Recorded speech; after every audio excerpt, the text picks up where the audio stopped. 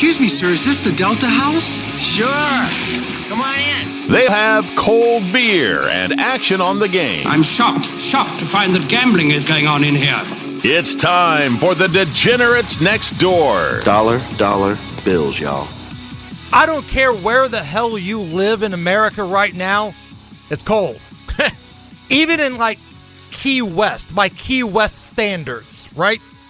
It's like 70 there, which I think we would all take, but that's like cold for Key West. It snowed in the panhandle of Florida, and Rob, my favorite thing that I saw this week was that they got like 6 to 8 inches in New Orleans. Yeah. Now, I get it. They're not used to it, but they canceled the NBA game. The Milwaukee Bucks at New Orleans. The Bucks have to be laughing their ass off, right? Like, I'm surprised these dudes didn't get out and just shovel it themselves. You're canceling a game because 6 inches of snow? We're from Milwaukee. We still play when there's feet of snow. So I owned a radio station for about a decade near Wilmington, North Carolina, and there was a handful of times over the years that they got some snow.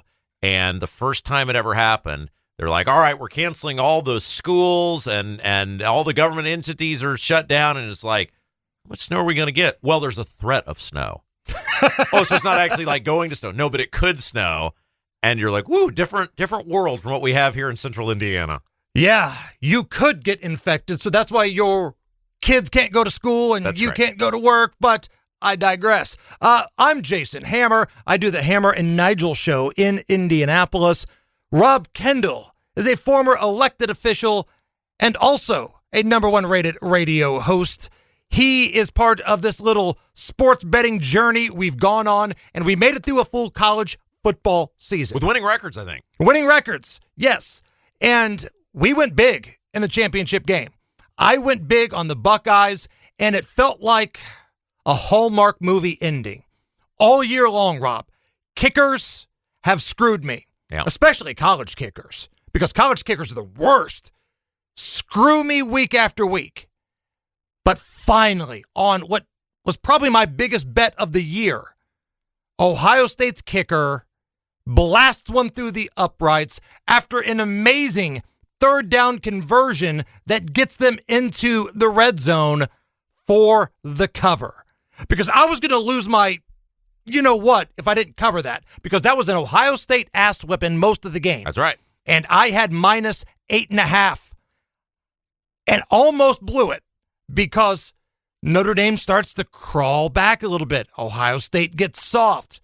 I needed that final drive to cash that ticket, and damn it, we did. Yeah, it would have been a push for me because thanks to our friends at StatFactory.io, our fabulous sponsor here, got in early on the good line at -8. Obviously said it went to 8.5, 9 in some books. And so win for me as well. And I wish I'd have lost that bet as a Notre Dame fan. But, hey, at least it wasn't the 42-13 ass-kicking Notre Dame got. Well, I think that was the score last time they were in a national championship game. Yeah, that was the Alabama matchup. That's the right. Golden Domers versus Mobile Homers game. And the Mobile Homers put an ass whipping on Notre Dame. That game was what we like to call over before it began. Let me ask you this. I'm looking at the ratings, and we're going to get to picking these NFL championship games here in just a moment. But I'm looking at the ratings of the college football playoffs. Not good.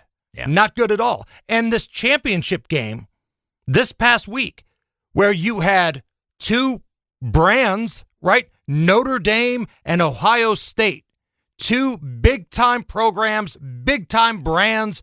Hell, one team has their own network, basically. And the ratings were down, the lowest in about 4 years. And we're kind of seeing the same thing with the NFL divisional playoffs, Rob. This past weekend, you had some great games. Bills and Ravens. You had marquee teams. The Chiefs were in action. Taylor Swift was there. Caitlin Clark was with Taylor Swift. And the ratings were still down compared to previous years. What do we make of this? So you and I got into this a couple weeks ago, and you told me I was a horrible, awful human being, and I think it's playing out. Maybe you'll apologize to me today. I told you, I said, I love Notre Dame. Grew up watching them. They're my team. They were my grandfather's team. They're my dad's team. But there's something different now about it in the fact that a lot of these guys, Like when you were a kid and some guy would come in as a freshman at Notre Dame, you were like, this guy's Irish through and through. We're going to see this dude for 4 years. Jimmy Clausen. There Here you we go. Captain Clausen. That's right.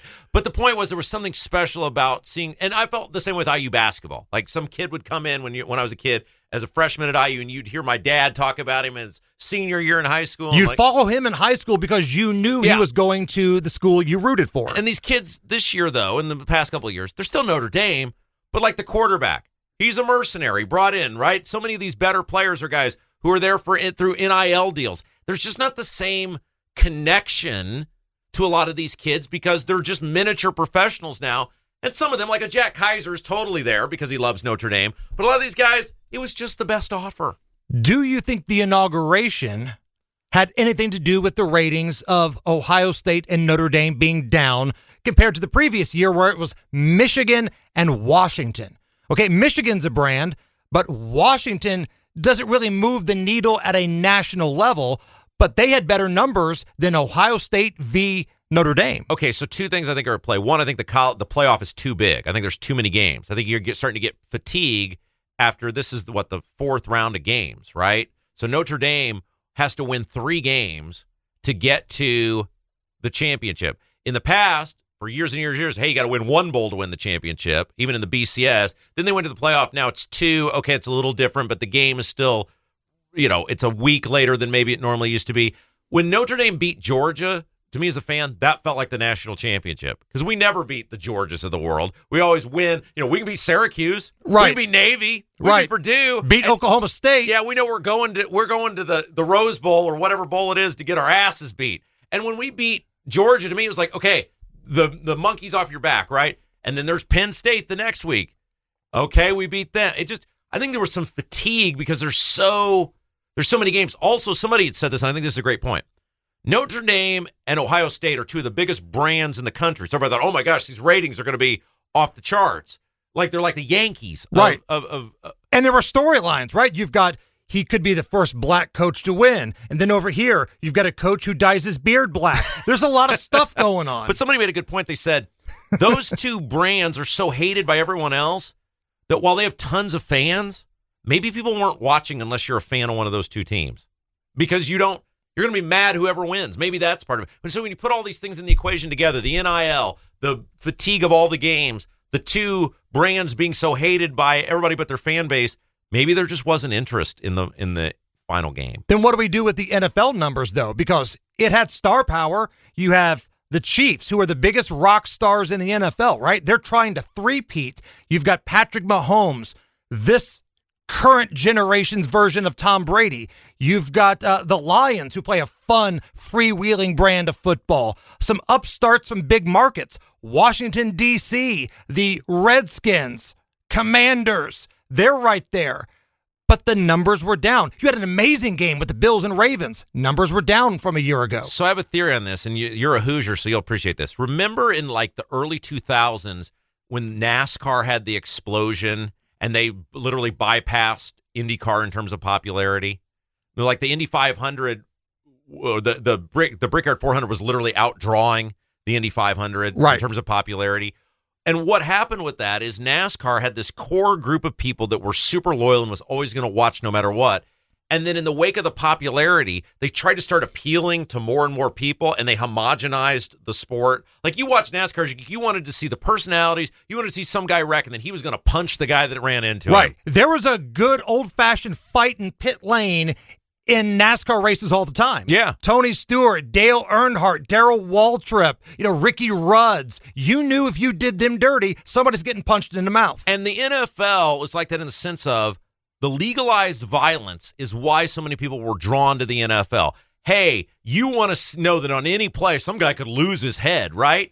And over the past decade especially, they have homogenized the sport like NASCAR did to the point where, look, Mahomes is clearly abusing the roughing the quarterback stuff. He'll fake like he's going out of bounds and people don't want to touch him, and then he'll just run for 5 more yards. That's complete crap. He gets stuff called on him all the time that it's like, this isn't football anymore. They've changed the kickoff rule, which is stupid. But with the growth of gambling, though, wouldn't you think that would bring more eyes to like what's normally the biggest weekend of the year, divisional week. I think most of the gambling people that were already watching football, I think they were already engaged.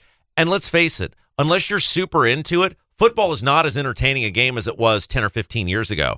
They every time there's a play over the middle, it could be a clean hit, and your gut instinct is like, well, bet they throw a flag on that one because some receiver got decked going over the middle. Could be a total clean tackle right in the jersey. And now they review it, right? We got to review to see if there was targeting. And you can't fart near Patrick Mahomes without a flag.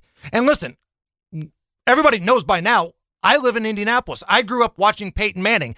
Peyton Manning, Tom Brady, they got a little of that treatment. Let's act like they did. Let's not act like they didn't. But I don't know if I've seen it this glaring. I think the NFL, and the fact they've tried to make it global, I just think they're going to be a juggernaut in terms of ratings and revenue. And they're going to the streaming stuff, which I think has pissed some people off. But I think it's very NASCAR-esque in the sense of like you had this meteoric rise, which the NFL has been much longer than NASCAR's was. But I think maybe it's tipped. I think maybe you've seen the tip of the iceberg in terms of interest in the National Football League, and maybe it's going to come back down to earth a little bit. All right, we have got some games to pick. We're going to take a little time out here, and when we come back, we're going to get down to brass tacks here. Washington at Philadelphia. You've got, big one in the AFC. You've got the Buffalo Bills at Arrowhead to take on the Chiefs. We'll give our breakdowns for the spread, the total. Coming up later on, professional handicapper Kenny Britt will give us a play on one of these games. We are just getting rolling, and we are powered by StatFactory.io, your one-stop shop for all things sports betting information. Get the data. Look at it side by side. Compare, contrast. Come up with the computer model that works for you. StatFactory.io. Check out the free preview. Free trial right now. StatFactory.io. We're coming right back. We are the Degenerates Next Door. Back on the Degenerates Next Door. Again, thank you to StatFactory.io. All right, Rob, let's get down to business. Sunday, 3 p.m. Philadelphia hosting Washington. And thanks to Stat Factory, I'm seeing a couple different numbers here. 6 is the line in some places. I see 6 at Bet Rivers, 6.5 other places. Now, this is important because depending on who you're hitching your wagon to, this is a big deal. So let's go with you, Rob. What are you thinking here with the spread? Eagles are a favorite, -6 to -6.5. Wasn't this wild? This line opened at 5 in some places, and now it's up to as high as 6.5. And usually with the recency bias, the public kind of goes with whoever the storyline is in the media. And the storyline is the Jaden Daniels stuff, right? But it doesn't seem to be happening with the money this time. It seems like the money clearly is coming in on the Eagles. Now, I would have been in, and maybe you can talk me out of this, but I was going to be in on the Eagles at 5, maybe even 5.5. FanDuel got it to 6.5. And so I think I'm going to have to go with Washington at 6.5. But then that's only a touchdown. I mean, it's not like that's that unrealistic. I mean, the Eagles just plastered the Rams for most of that game. They almost screwed up and lost it. But, 6.5 really isn't all that much. But how can I not take 6.5? So you're hitching your wagon to Washington, catching points in round 3 of a divisional game. They just beat them a couple weeks ago. They right? did. They did. Am I buying into? I mean, if I would have taken the Eagles at 5.5, is 1 point? Am I stupid for being conned by that 1 point? And again, for somebody listening for the first time, we are not wed to a single sports book on this show. If you're going to call yourself a degenerate, you need to have multiple accounts where you can shop around and get the best number. I'm on the Eagles, and I've got 6 at Bet Rivers right now. I like 6. Now, 6.5, that's a big difference. Now, it might not sound like it, but that is an extra point, beating you. Kickers. Right. So, to me, there's not a lot of difference between 6.5 to 7. 6.5 might as well be 7. But 6 to 6.5, those are some key numbers, 6 and 7 in the gambling world here. And honestly, it feels like we've seen this movie before, and this is why I'm on the Eagles. It's hard for me to fathom a rookie quarterback going on the road 3 straight weeks and getting to the Super Bowl. And Jaden Daniels is a special man. He's a dude. There's no doubt. But 3 straight weeks on the road, pulling upsets. Now, last week, they were indoors, on turf, perfect conditions at Detroit. Let's have a shootout. That's fine. It ain't going to be like that at Lincoln Financial Field this Sunday. It's going to be cold. It's going to be awful. Wind's going to be blowing.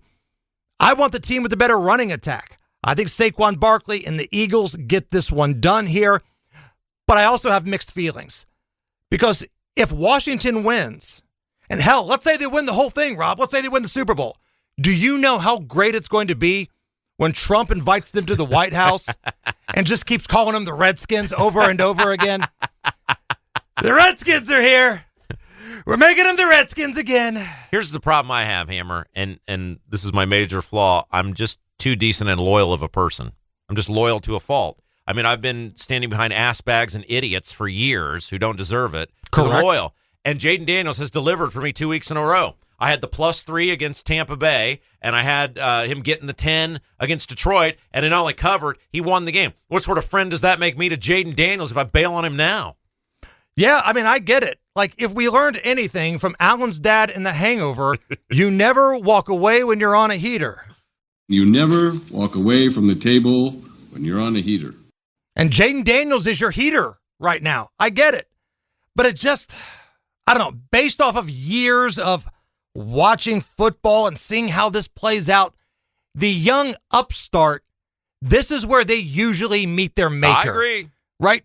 This is where the young quarterback, the team of the future, gets all the way to the championship of the conference. They're scrappy, and that's when they get their ass handed to them. Here's the real problem. I've got abandonment issues, and I've done this with many relationships in my life. I should have bailed out a long time before I did. I have abandonment issues, and I don't feel like I can abandon Jaden Daniels right now after he's done so much for me the past 2 weeks. Did you see the mayor of Philadelphia trying to fire up Philly fans? You know, this was earlier this week, you know, trying to get the city hyped up for the big NFC Championship game. EAGLES. That's how you spell Eagles. It's really not hard. It's not. They chant it at the games all the time. Ladies and gentlemen, here to get these fans fired up with a good God-fearing Eagles chant is the mayor of Philadelphia. ELGSES, Eagles! Let's go, Birds! Now, I'm going to play this one more time. Yeah. That doesn't spell Eagles. That spells eggless. And she's not even close. Not even close. I mean, it's not like you could see if you get excited, you miss one letter, you know, you're slipping, you're in front of the crowd. She missed multiple letters. ELGSES, Eagles! Let's go, Birds! That's the mayor. That's the CEO, the executive officer of the city of Philadelphia, one of the biggest cities in our country. She's a moron. Well, and you do question, you know, if you can't spell Eagles, it does bring in, maybe shine some light on why some of our major metropolitan cities are struggling in the fashion that they are, Hammer. Hell, even Fetterman thinks she's a moron. The Eagles are so much better than the Eagles. No. That's the best part. Nobody ever keeps. That's why I love you, Hammer. You keep the best part of that clip on there. No. So you are Washington plus 6.5. That's right. I am on the EGLSES at -6. I mean, that's not even close. You know what it reminds me of? This moron in Philadelphia.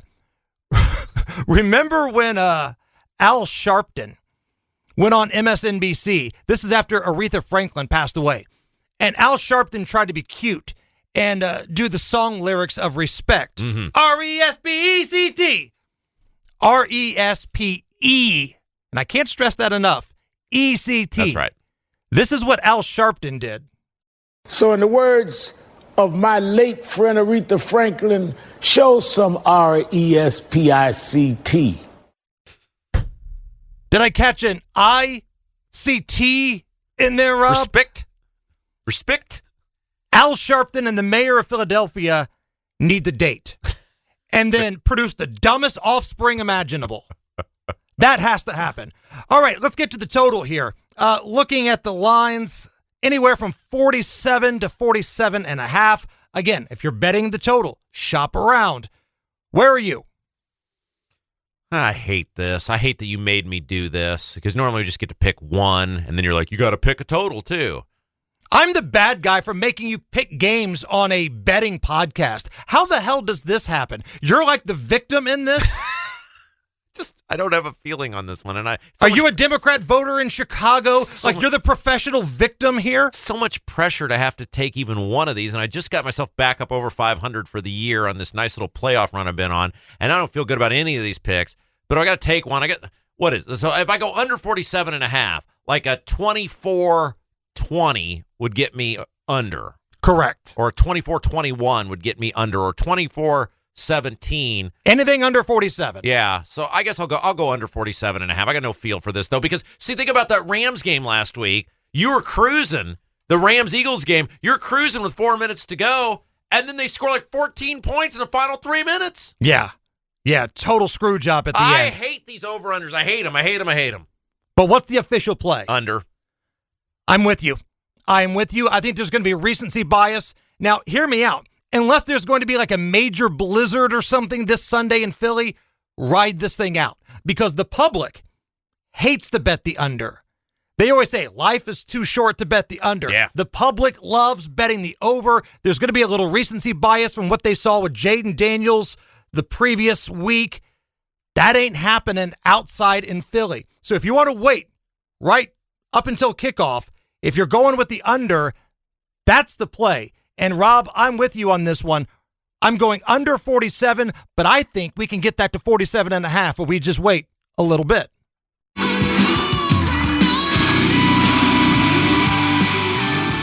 Life is too short to bet the under, but I also like winning money. All right, let's move on to the varsity game here. This is a good one. Buffalo at Kansas City. Seeing the number at 2 in some places now. Opened up at 1, went to 1.5. Some 2s out there right now. StatFactory.io. Shop around. They put all the numbers in front of you. Kansas City, a small home field favorite. Rob, who you got? So what do you think the spread would be if Mahomes didn't have the refs cheating for him? Oh, don't be this guy. Don't be this guy. How many times have they been bailed out in miraculous fashion just this year? They get some calls. They get some breaks. But Patrick Mahomes is pretty damn good, too. He is, but this is my problem. He's manipulating the system because how many times have we seen this? Oh, I'm running out of bounds, so the guy obviously doesn't get anywhere near him. And then he just like leans forward for another 3 or 4 yards because they can't hit him. It's bullcrap. It's total bullcrap. And the refs facilitate this by calling all these stupid roughing the passer penalties, which makes the guy not want to hit him. So who are you betting on? Well, I want to know what you think the spread would be if Mahomes didn't have the refs in his back pocket. I think it would probably be around the same. These are 2 really good teams, 2 really good quarterbacks. I think it would be less than a field goal, and that's what it is. I'm going with Buffalo. I think Buffalo's going to win the game outright. I think Buffalo's way better than Kansas City. I think you take the refs out of the equation, they'd win it by a touchdown, but I'll take the 2 points. I hate agreeing with you because you're such an unlikable dick. I mean, really are. Like, I hate just being in the same room with you sometimes. But it's now or never for Josh Allen. Yeah. Right? In this little Manning v. Brady type of situation here, Josh Allen against Mahomes, sooner or later, you got to knock the bully out. That's right. And you're going on the road. It's tough. But I think if you just look at these rosters side by side, Travis Kelce, okay, he's the better tight end. But I think Buffalo's got a better team in pretty much every other category. I like Buffalo's receivers better. I like Buffalo's running game better.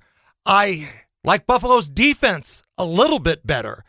And the quarterback position, assuming Josh Allen doesn't just wet himself, I think that's a push. It's tough going against Kansas City at home in the playoffs, and Andy Reid is one of the best. But it's now or never.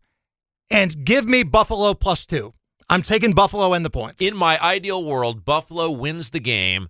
Travis Kelce is the GOAT. He does like that guy for the Ravens did last week. Taylor Swift has a complete meltdown, and they break up, and it happens all on national television. Josh Allen is the only man in America that can save us from 2 more weeks of Taylor Swift, maybe with Caitlin Clark now. I don't know. That's kind of bad, isn't it? The total in this game is 47.5. That's pretty consistent around the board here. Rob, over, under?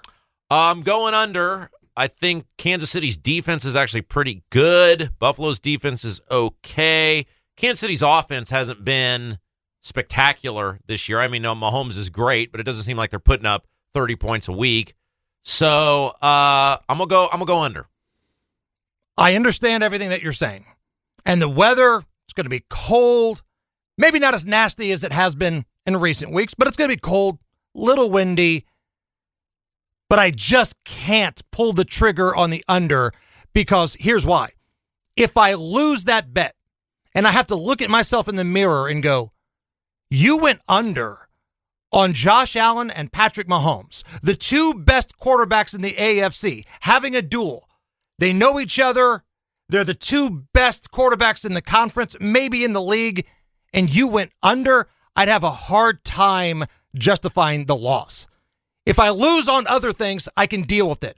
But I'd look at myself in the mirror and go, you're an idiot. I have to go over here. Call me Captain Over. Gentlemen, I'd like you to meet your captain, Captain Over. Gentlemen, welcome aboard. Captain, your navigator, Mr. Unger, and your first officer, Mr. Dunn. Unger, over, over, done. Does that make sense? Like, it's the fear of having to look at yourself in the mirror going, you're an idiot. Yeah, and see, I don't have this pressure because I don't want to pick this over under. You made me do it, so I'm basically a hostage victim. I make you pick shows and games on a betting show. If you don't want it, if you don't want to be here, you can leave. Okay. Go. Oh, this is a Bob Knight rant? Yes.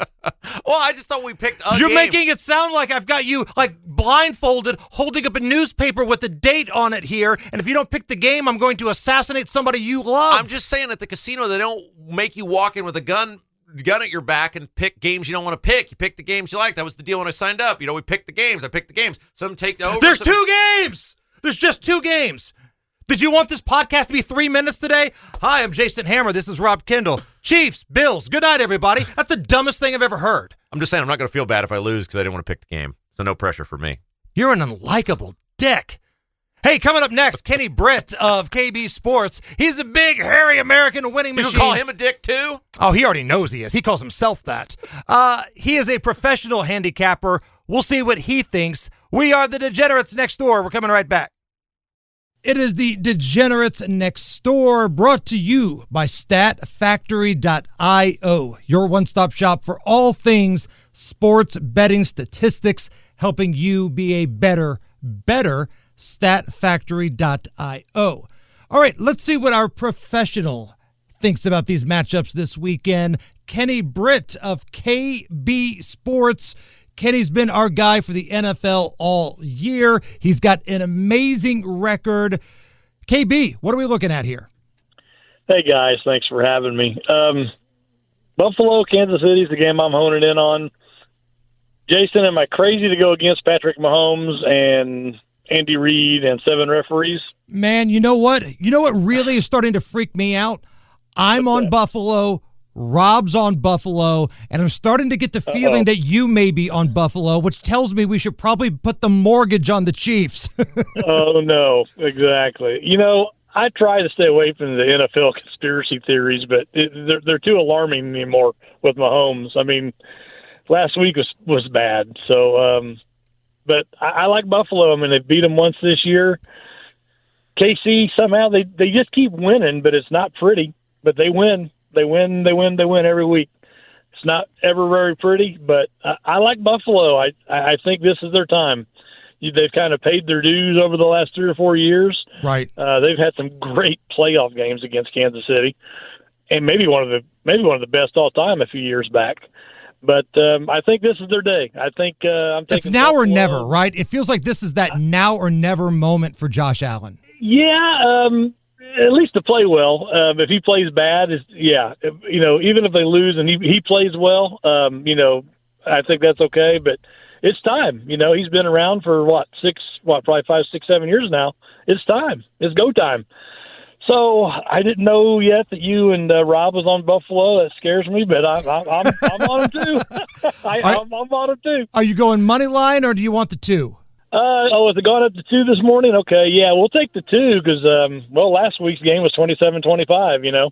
Good point. So I'll take the 2. I was going to tell you, you know, you preach almost weekly about the shopping around and all that. 3 of the 4 games last week were decided by 1 point per the lines or the totals. Like Buffalo-Baltimore ended up being 52, and the total was 51.5. Right. And Philly was, 9.5, and it was 9. Shop. It's every week, Jason. It's so eerie. And sometimes the early bird can get the worm. If you bet early in that Kansas City game, you still covered. But if you came in late, that little escapade of running out of the back of the end zone on the punt, which is going to go down as one of the great bad beats of all time, got you. And it happens weekly, and you talk about it weekly. Shopping around, have 5 apps that you can go to. It happens every week, and I'll tell you what I almost did, Jason, but I didn't want to get kicked off the show. I almost told people to buy it to 3. No. I didn't want to get kicked off the show.